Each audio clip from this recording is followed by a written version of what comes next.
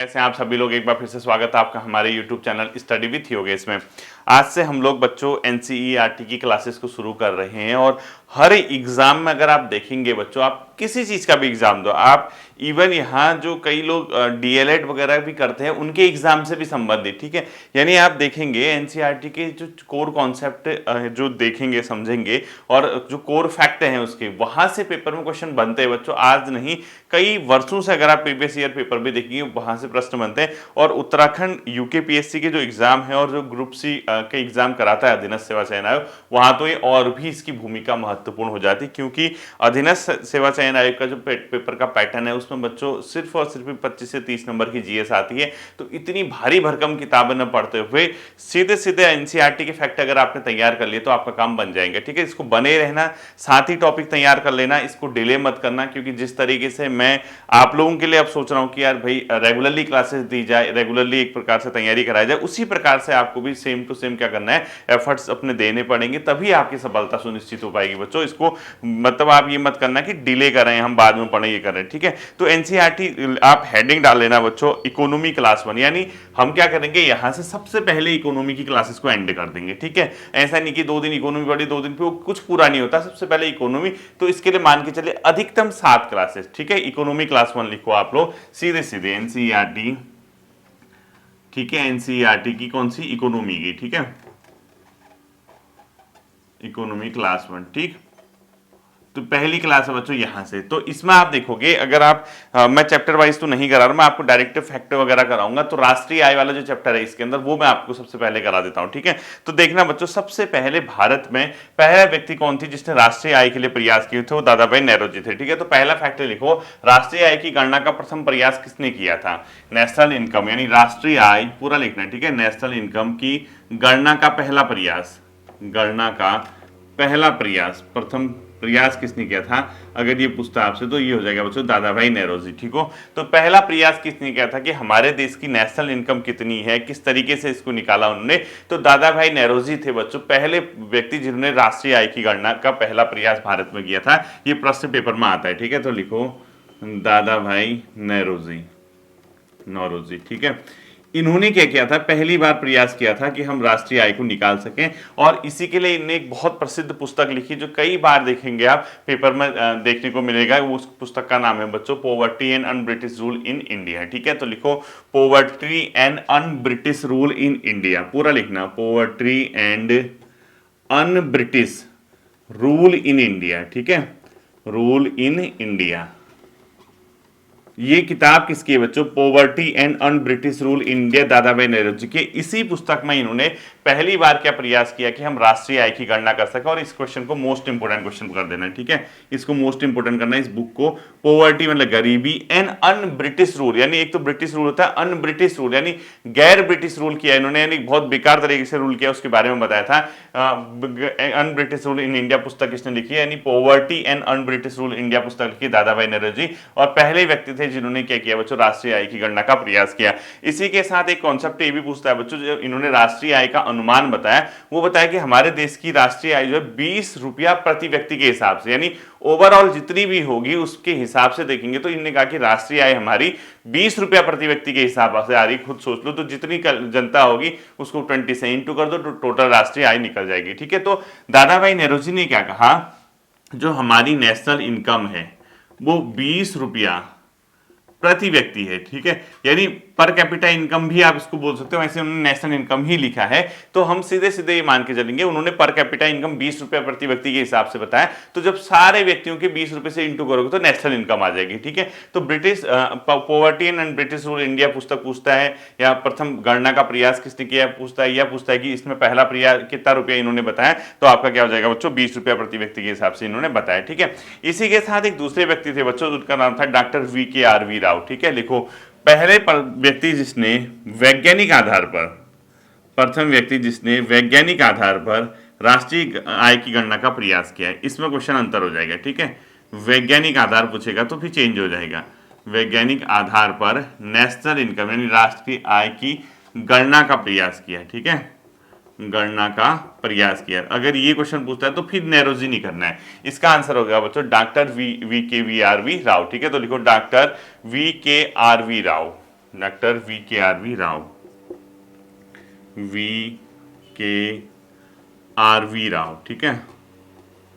ये थे बच्चों पहले व्यक्ति जिन्होंने वैज्ञानिक आधार पर क्या किया, राष्ट्रीय आय की गणना का प्रयास किया। ये भी प्रश्न पूछा जाता है पेपर में। और इनका पूरा नाम है मतलब डॉक्टर विजेंद्र कस्तूरी रंगा, ठीक है। लिखो डॉक्टर विजेंद्र कस्तूरी रंगा वरदराज, ठीक है, वरदराज, डॉक्टर विजेंद्र कस्तूरी रंगा वरदराज, डॉक्टर विजेंद्र कस्तूरी रंगा वरदराज, ठीक है, इसका इनका पूरा नाम है।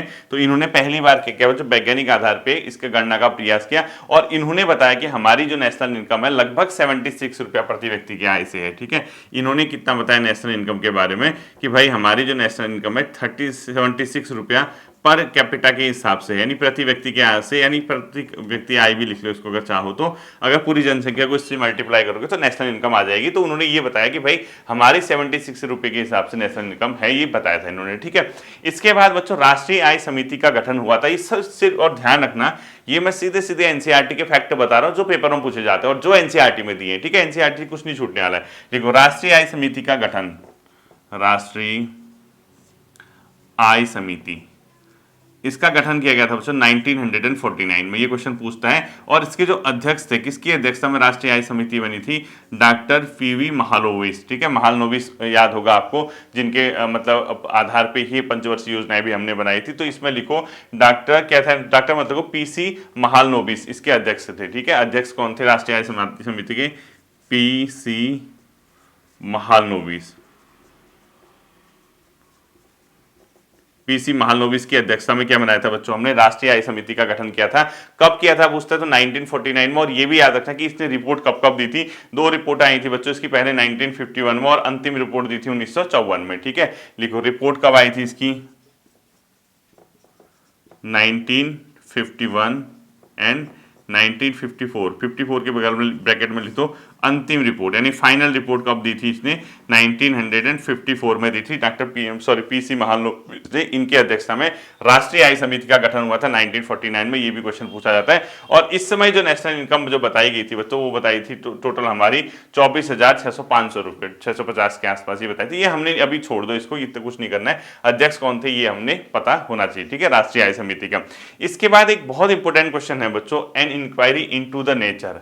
क्या लिखोगे, एन इंक्वायरी, मोस्ट इंपोर्टेंट कर देना, ठीक है। लिखो एन इंक्वायरी, पूरा लिखना है, ठीक है। क्या लिखोगे, an inquiry into the nature and causes of the wealth of nation. Most important book लिखना आप, पूरी किताब का नाम लिखो, an inquiry into the nature, ठीक है। An inquiry into the nature, क्या लिखोगे, an inquiry into the nature, पूरा लिखना है, ठीक है। And causes of the wealth of nation, and causes of wealth of nation, and causes of wealth of nation, पूरा लिखना होगा ना। ये इंपॉर्टेंट है, ये लास्ट वाला, वेल्थ ऑफ नेशन यानी राष्ट्र की संपत्ति, वेल्थ, ठीक है। तो ये बच्चों बहुत इंपॉर्टेंट क्वेश्चन है। वेल्थ ऑफ नेशन ये किसकी किताब है, एडम स्मिथ की, ठीक है।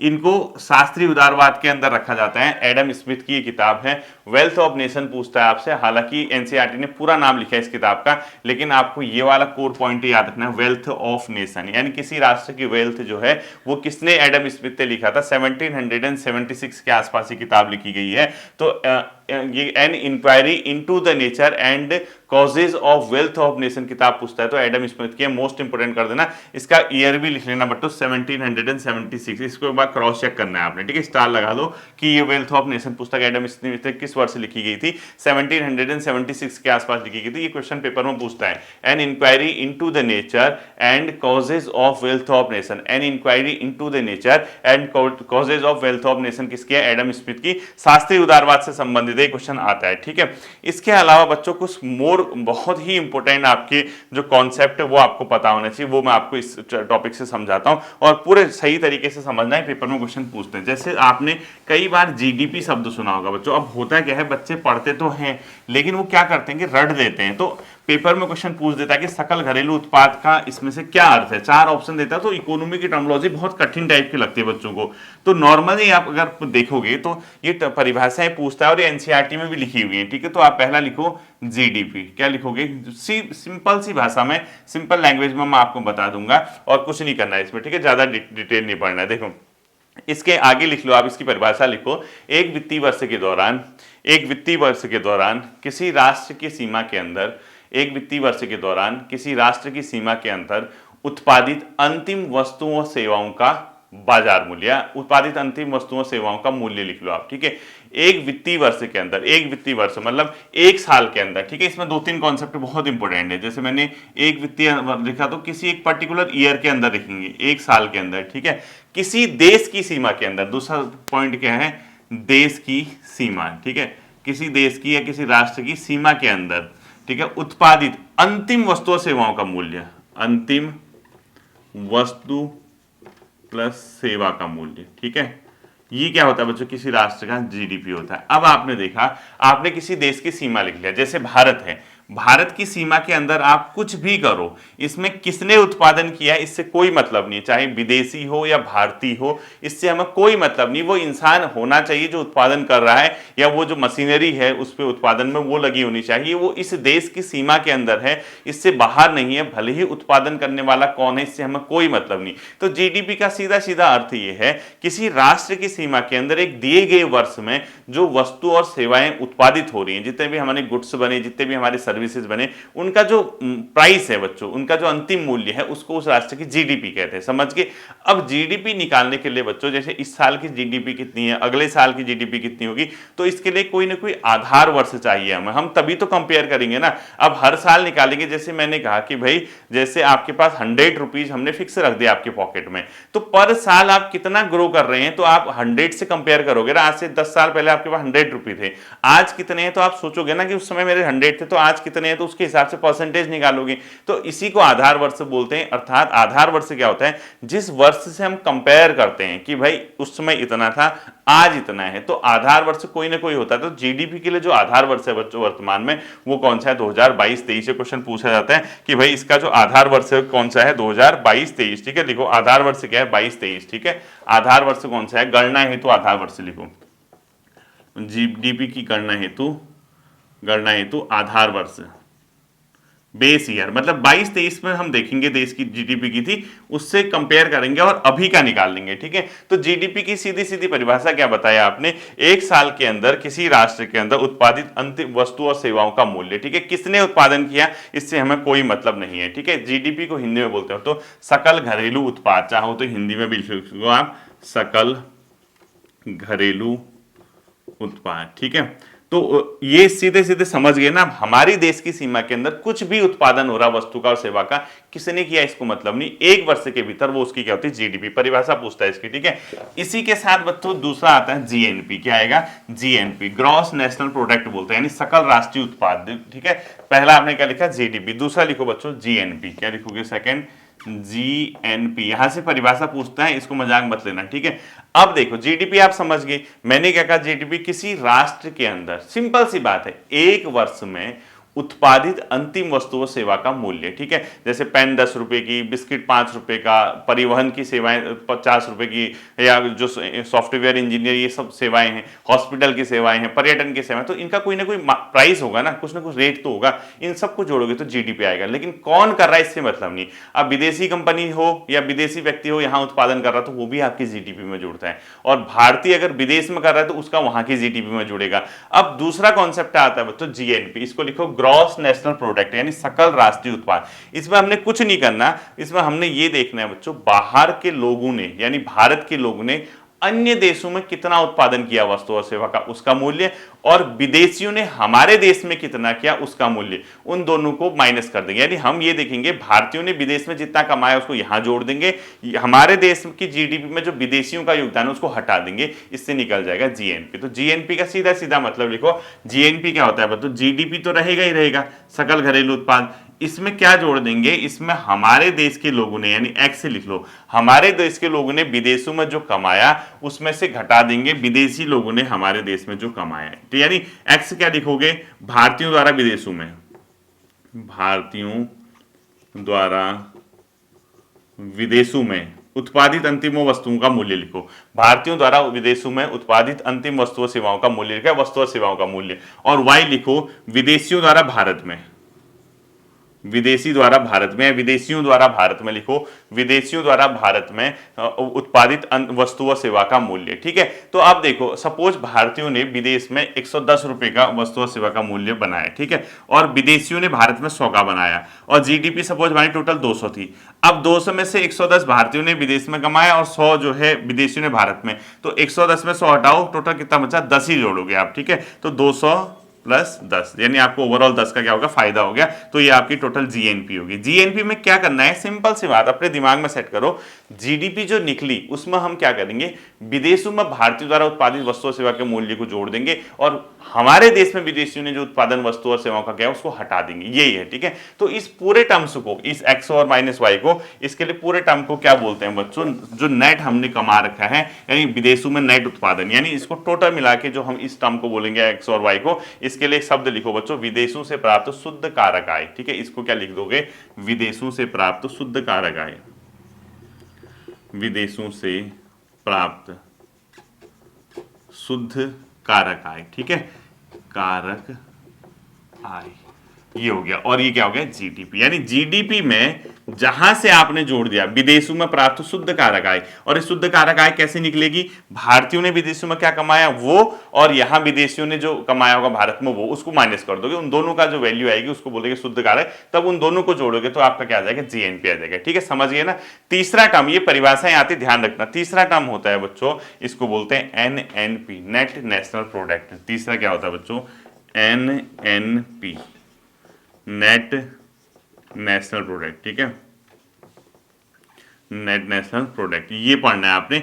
अब ये क्या होता है एनएनपी, अब देखो बच्चों, जब कभी भी आप क्या करोगे, किसी वस्तु और सेवा का उत्पादन करोगे, तो उस उत्पादन के दौरान जो आपने कैपिटल लगाया होगा, चाहे आपने कोई मशीन लगाई, आप नॉर्मल सोचो, आपने कोई व्यक्ति है उसने कहा यार भाई हमने डेयरी फार्म खोला हुआ है या हम कोई प्रोजेक्ट, अब आपने क्या कहा, मैं भाई इससे बिजनेस करना चाहता हूँ, आपने गाय वगैरह पाली, आपने दूध का काम शुरू किया, तो आपको एक जगह से दूसरी जगह दूध पहुंचाना था, तो आपने कहा यार छोटा वो ले लेता हूँ, छोटा हाथी जिसको बोलते हैं, आपने देखा होगा पिकअप टाइप का।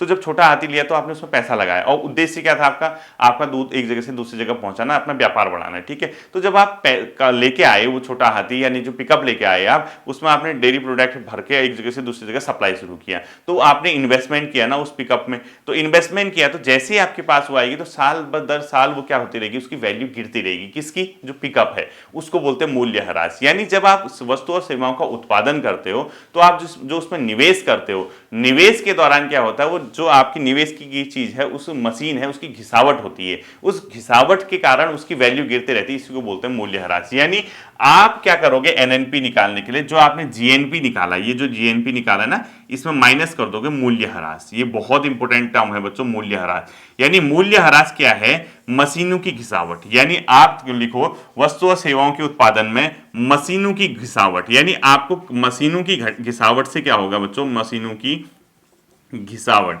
इस मशीनों की घिसावट से क्या होगा, इसकी वैल्यू गिरते रहेगी, जो आपने जो चीज लगाई हुई है, जो भी मशीन लगा रखी है, उसकी वैल्यू साल दर साल गिरते रहेगी, तो उसको हम क्या कर देते हैं, माइनस करते हैं। जैसे आपने एक बाइक ली, कहा कि भाई मैं एक जगह से दूसरी जगह बिजनेस करना चाहता हूँ, सप्लाई करना चाहता हूँ, अब बाइक आपने ली 1 लाख रुपए की, अब 1 साल तक आपने यूज किया, तो अब 1 साल बाद 1 लाख की तो रहेगी नहीं ना बाइक, आपकी बाइक की वैल्यू गिर जाएगी, यानी आप 85,000 आ जाएगी। अगले साल आप करोगे, फिर बाइक की वैल्यू गिरेगी, वो 80,000 आ जाएगी। तीसरे साल उसी बाइक की वैल्यू 70,000 पहुंच जाएगी। होता है ना ऐसा, इसी को मूल्यह्रास बोलते हैं। तो अगर पूछता है कि जब आपने एनएनपी निकालना है, नेट नेशनल प्रोडक्ट निकालना है, तो आप क्या करोगे, जीएनपी में से मूल्यह्रास घटाओगे। क्वेश्चन पूछा जाता है, मोस्ट इंपोर्टेंट कर देना, वहां आत्मा परमात्मा के पास चले जाएगी अगर मजाक लोगे तो उसको। और जीएनपी पूछेगा तो आपने क्या करना है, जीडीपी तो आपकी है ही, जीडीपी क्या है, एक वर्ष के दौरान किसी राष्ट्र में उत्पादित अंतिम वस्तु और सेवा का मूल्य। उसके बाद आपने निकाला जीएनपी, जीएनपी में नेशनल लग गया, तो आप क्या करोगे, विदेशों में भारतीय द्वारा जो कमाया गया उसमें से माइनस कर दोगे जो हमारे देश में विदेशियों ने मतलब उत्पादन किया वस्तु और सेवाओं का,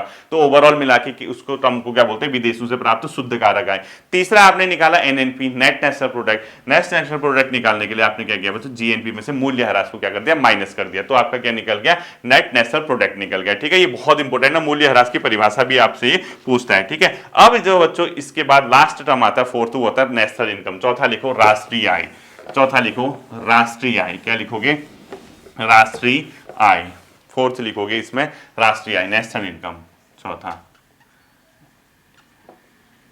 नेशनल इनकम, ठीक है, ये लिखोगे ये नेशनल इनकम यानी राष्ट्रीय आय। अब राष्ट्रीय आय क्या होती है बच्चों, ये बहुत इजी है राष्ट्रीय आय, इसको सीधे सीधे लिखो आप एनएनपी एट फैक्टर कॉस्ट। मैं बता रहा हूं इसको क्या होता है, एनएनपी एट फैक्टर कॉस्ट, यदि इसको हिंदी में लिखो आप, यहाँ पे हिंदी में लिखो नेशनल इनकम की परिभाषा, यानी कारक लागत पर निवल राष्ट्रीय उत्पाद। अभी समझाता हूं, ठीक है, कारक लागत पर निवल राष्ट्रीय उत्पाद, निवल, अभी भागना मत, ठीक है, घबराना मत इस टर्म को सुन के, बहुत इजी है। निवल राष्ट्रीय उत्पाद मतलब इसको तो एनएनपी बोलते हैं, जो अभी हमने इससे पहला मूल्य ह्रास घटाया जिसमें नेट नेशनल प्रोडक्ट ही इंग्लिश में टर्म इजी है, क्योंकि अगर आप हिंदी पढ़ोगे तो आप कंफ्यूज हो जाओगे इसमें, तो आपको नेट नेशनल प्रोडक्ट रखना है, निवल राष्ट्रीय उत्पाद। कारक लागत पर लिखा मैंने फैक्टर कॉस्ट, फैक्टर कॉस्ट, ठीक है, यानी इसको बोलते हैं फैक्टर कॉस्ट। इसलिए नेशनल इनकम क्या होता है बच्चों, यानी यदि हम, अगर क्वेश्चन पूछेगा यदि हम कारक लागत पर निवल राष्ट्रीय उत्पादन निकालते हैं तो इसको क्या बोलते हैं, GDP, GNP, NNP, national income, आत्मा परमात्मा के पास। क्यों, क्योंकि कॉन्सेप्ट ढेर है, कॉन्सेप्ट नहीं पढ़ोगे तो खत्म हो जाएगा स्थिति, ठीक है। तो आपको पता होना चाहिए बच्चों नेशनल इनकम क्या होता है। फैक्टर कॉस्ट पे जिस दिन आप क्या करने लग जाओगे, फैक्टर कॉस्ट पे नेट नेशनल इनकम निकालने लग जाओगे, आपका काम हो जाएगा, नहीं सॉरी नेट नेशनल प्रोडक्ट निकालने लग जाओगे फैक्टर कॉस्ट पे, उसको बोलते हैं नेशनल इनकम। तो कारक लागत फैक्टर कॉस्ट पर निवल राष्ट्रीय उत्पाद। अब इसको समझने के लिए आपको कुछ नहीं करना, आपको फैक्टर कॉस्ट पढ़ना है, ठीक है। यहां पे लिखो नोट करके, बिना फैक्टर कॉस्ट तो समझे, यानी ये कारक लागत होती क्या है आपको पता होने। देखो किसी चीज का उत्पादन जब आप करते हो बच्चों, उसमें कुछ चीजें चाहिए होती हैं, जैसे फैक्टर कॉस्ट में आपको, जैसे आपको भूमि चाहिए, बिना भूमि के कर लोगे, कहीं ना कहीं तो अपना उद्योग लगाओगे, कहीं ना कहीं आप भूमि किराए पे लोगे तो उसका किराया देना पड़ेगा, यानी भूमि की कोई ना कोई कॉस्ट होगी ना, चाहे आप अपना सेटअप खड़ा करो या आप किराए पे लो, कुछ भी करो, आपको लैंड तो चार्ज देना ही देना है, ठीक है। यानी उत्पादन के लिए जमीन का होना बहुत आवश्यक है। दूसरा लेबर, क्या आप जब कोई चीज उत्पादन करोगे उसमें श्रम चाहिए या नहीं चाहिए, आपको श्रमिक चाहिए ना, बिल्कुल चाहिए ना श्रमिक, तो आप श्रम तो करोगे ना, उसको वेतन तो दोगे। तीसरा आप पैसा लगाओगे ना, अगर आप उत्पादन करोगे पूंजी तो कैपिटल लगाओगे, यानी पैसा वैसा लगाओगे, तो इसके लिए भले आप मशीन लो, ट्रक लो, गाड़ी लो, आपने उत्पादन करने के लिए कोई ना कोई कैपिटल लगाया, तो इसके लिए बैंक वगैरह से आपने पैसा लिया होगा या नहीं लिया होगा, तो उसको कैपिटल बोल दिया। और चौथा बच्चों, आप अगर हो तो आपको लाभ चाहिए कि नहीं चाहिए, यानी खुद का लाभ, यानी आपने कोई बिजनेस शुरू किया, अपना प्रॉफिट नहीं गिनोगे, तो इन सब चीजों को करने के लिए जो आपने भुगतान किया है उसी को फैक्टर कॉस्ट बोलते हैं। कुछ नहीं है बच्चों, देखो भूमि, आपने किसी चीज का उत्पादन किया, भूमि आपको किराया देना है, या भूमि आपने खरीदी, जो भी किया उस वर्ष में आपने भूमि का क्या दे दिया, किराया दे दिया, या भूमि की लागत दे दी, ठीक है।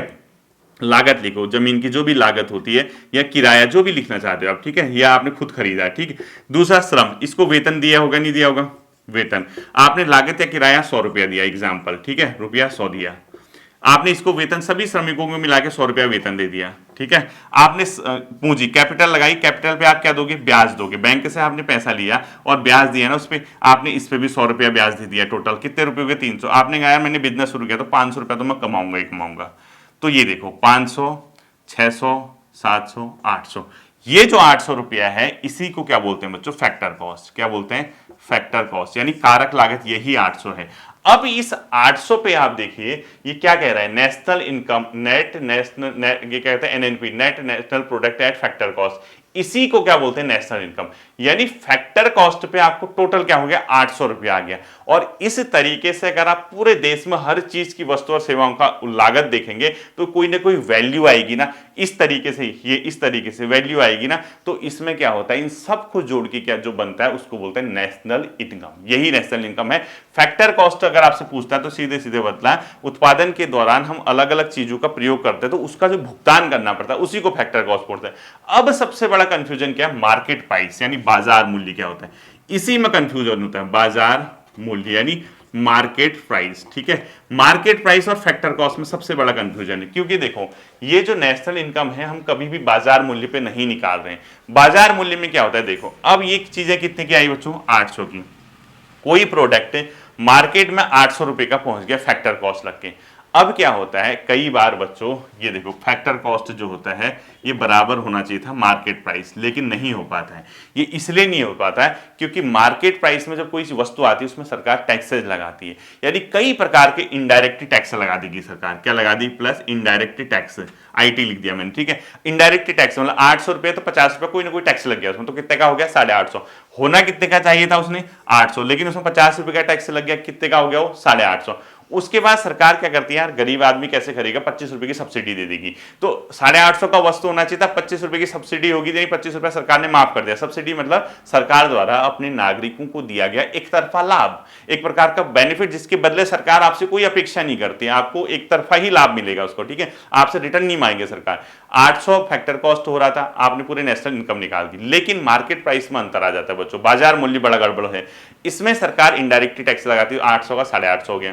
फिर सरकार ने कहा यार गरीब आदमी कैसे खरीदेगा, सब्सिडी देते हैं, तो 50 रुपया 25 रुपया माइनस कर दिया, तो माइनस आपने क्या कर दिया, सब्सिडी कर दिया, माइनस क्या कर दिया बच्चों, सब्सिडी कर दिया। ये सब्सिडी जैसे ही माइनस होती है तो वो क्या बन जाता है, इस पूरे टर्म को बोलते हैं, यानी इनडायरेक्ट टैक्स में से अगर आप सब्सिडी को माइनस कर दोते, यानी इनडायरेक्ट टैक्स माइनस सब्सिडी, इसको बोलते हैं नेट इनडायरेक्ट टैक्स। क्या बोलते हैं, नेट इनडायरेक्ट टैक्स। यानी जो फैक्टर कॉस्ट है बच्चों, market price plus net indirect tax, यानी ये बराबर हो जाती है लास्ट में इसकी वैल्यू। यानी कहीं ना कहीं आप देखोगे जो फैक्टर कॉस्ट में अगर आप मार्केट प्राइस में से नेट इनडायरेक्ट टैक्स अगर को ये टोटल मिला के जुड़ गया तो ये क्या होता है, ये पूछा था यूकेपीएससी ने मेन सेकंड सॉरी प्रीलिम्स में, पीसीएस में, तो आपको फैक्टर कॉस्ट समझ आ गया होगा। बाजार प्राइस में क्या अंतर होता है, मार्केट प्राइस में सरकार सब्सिडी जोड़ देती, सॉरी इनडायरेक्ट टैक्स जोड़ती है, सब्सिडी घटा देती है, उस टोटल टर्म को बोलते हैं बच्चों नेट इनडायरेक्ट टैक्स। तो market price plus net indirect tax, ठीक है, ये जो होता है ये कहीं ना कहीं फैक्टर कॉस्ट उसका ये मार्केट में जो वस्तु का मूल्य पहुंचता है, तो हम इस पे नहीं निकालते हैं बच्चों, हम निकालते हैं इस पे सीधे सीधे फैक्टर कॉस्ट पे कितना हो रहा है, ठीक है। तो ये क्या होगा बच्चों, नेशनल इनकम। आई होप समझ आ गया होगा। और लास्ट टर्म लिखो बच्चों, पर कैपिटा इनकम, प्रति व्यक्ति आय। प्रति व्यक्ति आय बच्चों नेशनल इनकम को जनसंख्या से डिवाइड कर दोगे, ठीक है, पूरे देश की पॉपुलेशन जितनी है उसको नेशनल इनकम, यानी 1000 रुपये आया, 10 मतलब 100 लोग जनसंख्या है तो नेशनल इनकम को पॉपुलेशन यानी राष्ट्रीय आय डिवाइडेड बाय जनसंख्या कर दो तो प्रति व्यक्ति आय आ जाएगा, ठीक है। राष्ट्रीय आय को डिवाइड कर दोगे किससे बच्चों, अपने आप में जनसंख्या से, तो क्या आ जाएगा आपका पर कैपिटा इनकम आ जाएगा। अब नोट करके लिखो, किसी राष्ट्र की आय की, किसी राष्ट्र की समृद्धि का सबसे बेहतर सूचकांक प्रति व्यक्ति आय होता है, क्योंकि प्रति व्यक्ति आय क्या करता है बच्चों, जनसंख्या के पूरे भाग को क्या करता है, समाहित करता है। हमने कहा कि नेशनल इनकम दिख रही है बहुत ज्यादा, पता लगा कुछ ही लोगों की वो इनकम है, बाकी गरीब है, तो हम जो सबसे बेहतर मानते हैं वो भी बेस्ट नहीं है, लेकिन जितने हैं उनमें सबसे बेस्ट प्रति व्यक्ति आय को किसी राष्ट्र की समृद्धि का सबसे अच्छा सूचक माना जाता है, तो ठीक है। देखो, किसी राष्ट्र की प्रगति का या समृद्धि का सबसे बेहतर सूचक माना जाता है प्रति व्यक्ति आय को, ठीक है। ये था बच्चों पहली क्लास। आई होप कि आपके समझ आया होगा। आप इसको अगर पढ़ेंगे तो आप यहाँ से कहीं क्वेश्चन गलत नहीं होगा। मूल्य ह्रास आपको पता चल गया, national income, GNP, GDP, GNE सब पता चल गया, ठीक है। फिर मिलते हैं अगले सेशन पे, एक बार रिवाइज कर लीजिएगा, अपना ध्यान रखिएगा। Thank you.